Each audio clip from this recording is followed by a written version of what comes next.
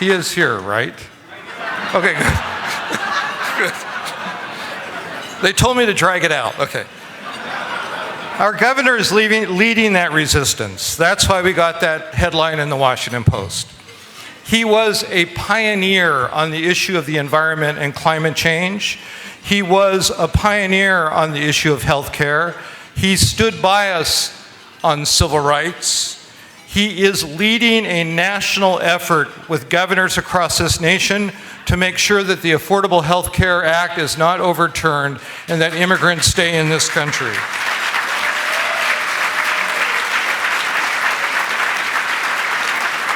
And quite honestly, when we were at the airport the other day after the most recent horrendous executive order, he spoke more eloquently than I think anybody has against Donald Trump. It is my honor to introduce to you the 23rd governor of the state of Washington, Jay Inslee.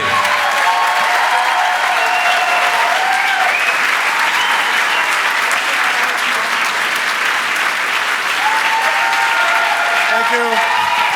Thank you. Thank you. Thank you. Thank you. Thank you. Thank you. Thank you. Viva la resistance. That's my. Ed, thanks for your leadership. I really appreciate what you're doing. Your leadership helps our whole state. This is a great night. There's always things to celebrate in Washington because it's such a great state, most successful economy in the whole country, best job creation performance. But tonight, the fact that you can buy any kind of flower you want and they got to sell it to you is a great night.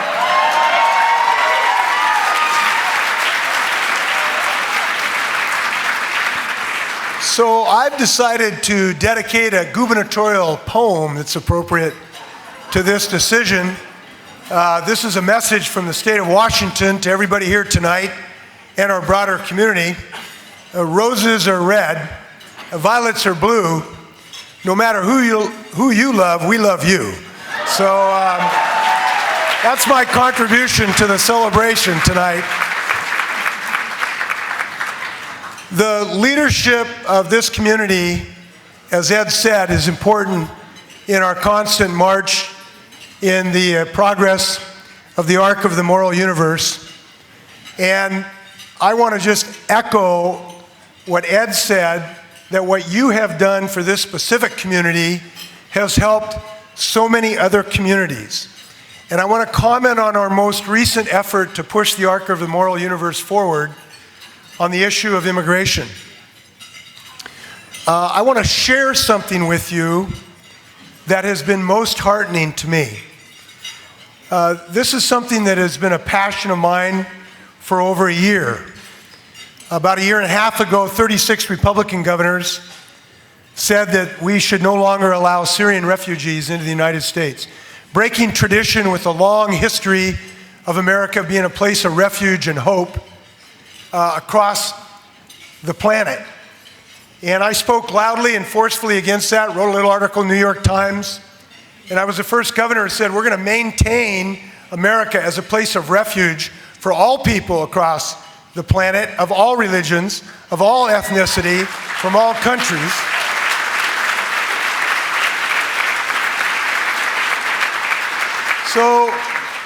So when we first saw this executive order, I dropped everything I was doing, literally went down to SeaTac to try to help these families. And we had some great lawyering from Bob Ferguson and Noah Purcell, who did such great work for us. And we had 4 judges, 2 of whom were appointed by Republican presidents, and 2 separate levels of the federal judiciary held that Donald Trump was clearly wrong for multiple reasons. We all know that story, but there's a point of story that I want to share with you.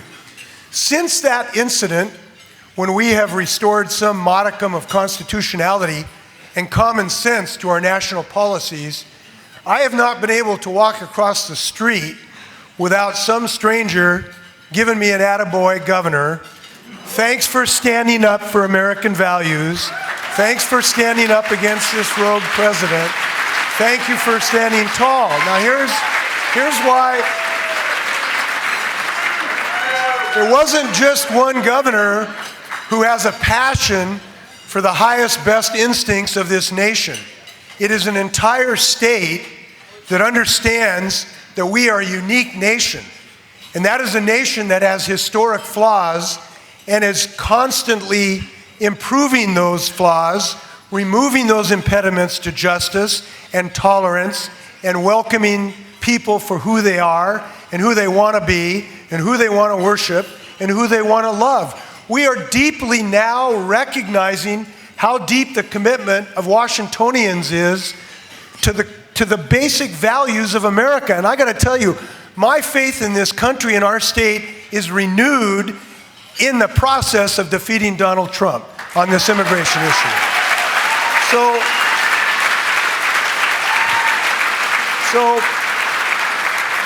I want to thank you for your leadership. Everybody in this room has helped lead in so many ways to win the marriage equality battle, to continue to not allow us to become the next North Carolina, which wanted to go backwards socially and damage their economy in the process, where they don't have NC2A tournaments anymore. We're going to have NC2A tournaments in this country, in this state, and we're going to continue to have the march of progress. So I want you to know that the state is joining you in this effort. We're not done in these battles, okay? You don't win with these things one time. You got to fight it every day. So I'm proud to tell you that we had our first Safe Place conference for our state employees. We had over 300 state employees that came to participate to make sure that in state employment, we are making sure everybody feels safe and welcome. We're making sure the state join you in this effort. Congratulations. Let's keep this ball going and have some flowers on me. Take care. See you later.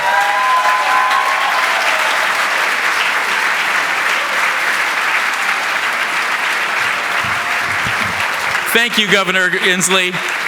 Thank you, Mayor Murray. And happy birthday, Michael. We're gay and lesbian people. We need to sing happy birthday to Michael. Happy birthday to you. Happy birthday to you. Happy birthday, dear Michael. Happy birthday to you. That was beautiful.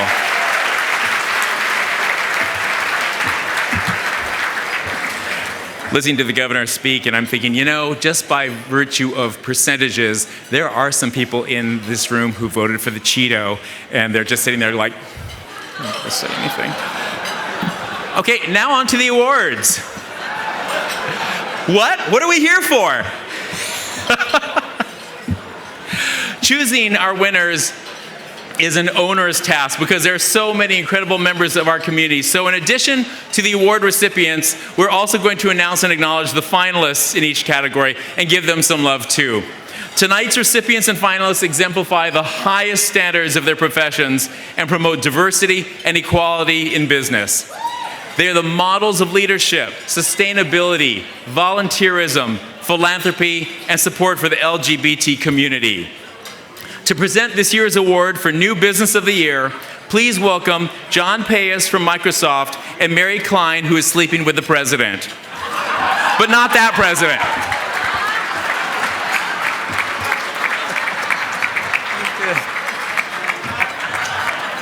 Oh, boy. Thank you. Bonsoir tout le monde. On behalf of Canadian Prime Minister Joe Trudeau, I bring greetings to you.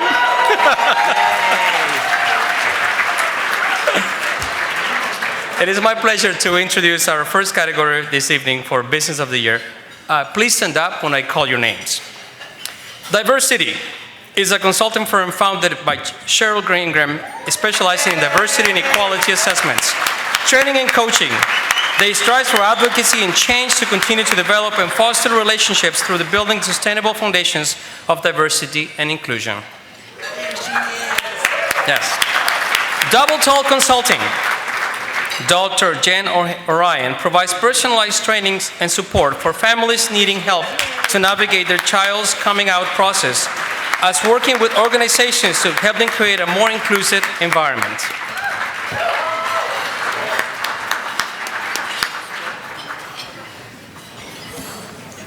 Oh, I'm so excited. You know, I just was thinking, I think the first one of these I went to, which was a very long time ago, we held it in the back booth of the Elite. So it's just great to see. Yes, that ages me terribly. I get the.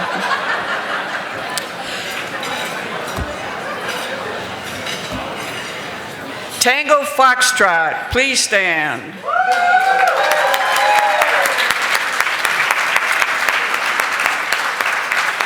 Tango Foxtrot provides communication strategy and design and print and digital production services to a broad range of clients, from startups to Fortune 100, nonprofits, universities, governments, and social enterprises.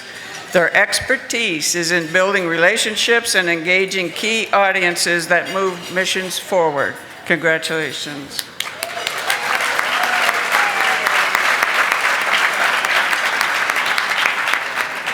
House of Raf, please stand up.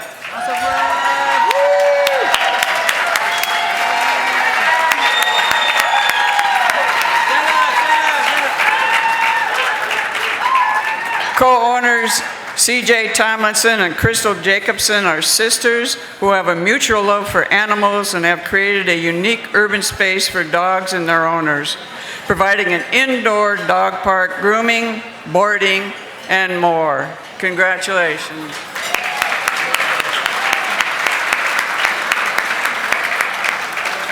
And now, the 2016 New Business of the Year. My name is Sarah May, and my wife's name is Raquel, and we own 701 Coffee. We actually lived in low-income housing prior to opening this business, about 6 blocks up the street. I didn't want to work construction anymore, and we wanted to start a business, and so what we did